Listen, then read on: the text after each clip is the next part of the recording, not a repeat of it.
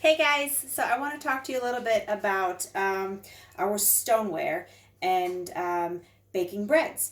I really got into bread baking when we moved to Germany about 5 years ago or so because if you've ever been in Germany, you know that they're all about their breads and they know how to bake breads very well.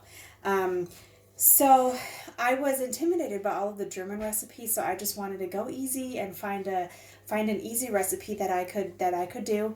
And so I found a no knead bread recipe, and it is super simple. It's just flour, yeast, water, and some salt, and you mix it together with a spoon, and then you just let it rise for 12 to 18 hours. So I typically make it at night and then just let it sit overnight and rise, and then the next day I'll bake it. And then I did that last night, and then I just pulled this delicious bread out of the oven.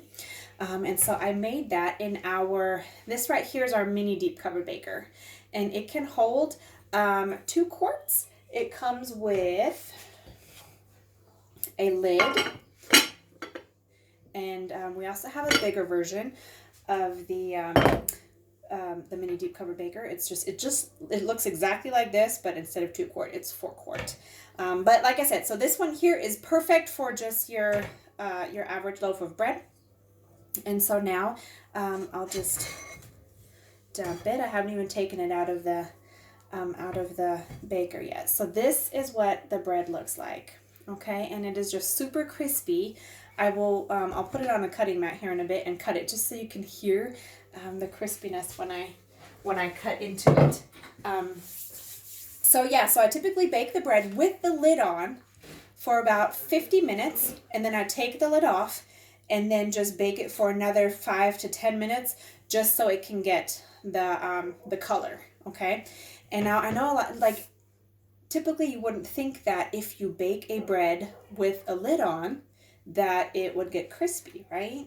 But that's a special thing about our stoneware, is that it absorbs the moisture and releases it, so you get that crispiness all around. And it's not just like that with our deep covered baker; it's also like that with our pizza stones. And I have here, this right here is actually my go-to for the stoneware.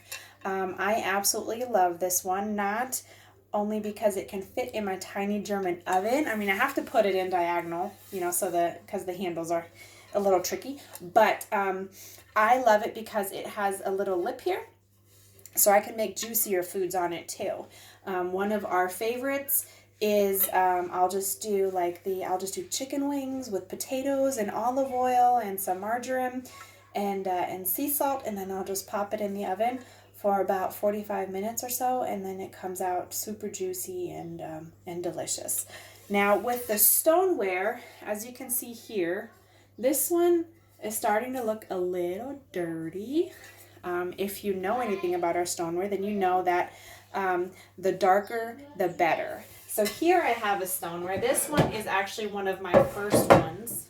I've had this one for about 10 years now, and you can tell that it's nice and dark. And so what happens with the stoneware is that over time it builds it just gets seasoned, and so it kind of builds like this nonstick finish. So I actually, whenever I bake anything on it, I don't even have to grease the pan anymore. So like anytime I bake a bread, all I use is just a little bit of flour, and that's it. I don't ever grease it. What's also nice about the stoneware is that it absorbs all the moisture, but it doesn't absorb the flavor. So you could bake, you can do like a garlic bread for dinner, and then the next day you can bake chocolate chip cookies on it, and you can't taste it. And they recommend that you clean it with warm water only. Every stone comes with a little one of these handy dandy scrapers here, but you can actually use these for a lot more than just stones. If you're familiar with stoneware, comment on this post and let me know what you use this for, because I also use it to scrape off Play-Doh. If you have like the dried Play-Doh on your table and stuff like that, like that's this works awesome for that. But anyways, so yeah, so I'll grab a cutting mat real quick and then cut into this bread so you guys can see what it looks like on the inside.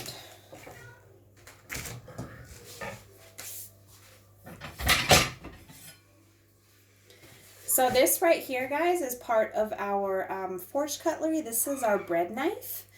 If you're in the market for new knives, I highly recommend our forged cutlery.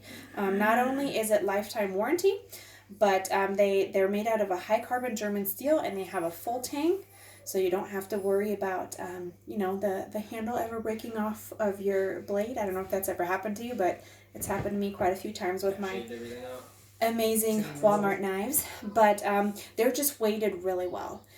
So I prefer heavier knives because it puts less strain on my arm when I do a lot of food prep. And so they always recommend, if you do a lot of cutting, it's always better to have a heavy knife, because the weight of the knife is basically doing the cutting and your arm is just guiding it. You guys hear that? Do you hear that crunch? So here you go. And this is what it looks like on the inside. You can still see it's nice and steamy still, because I just pulled this out about maybe 15 minutes ago.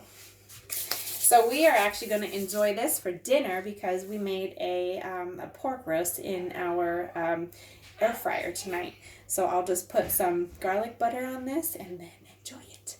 Okay, guys, so this was it for me. If you have any more questions about stoneware or other bread recipes, let me know. Bye.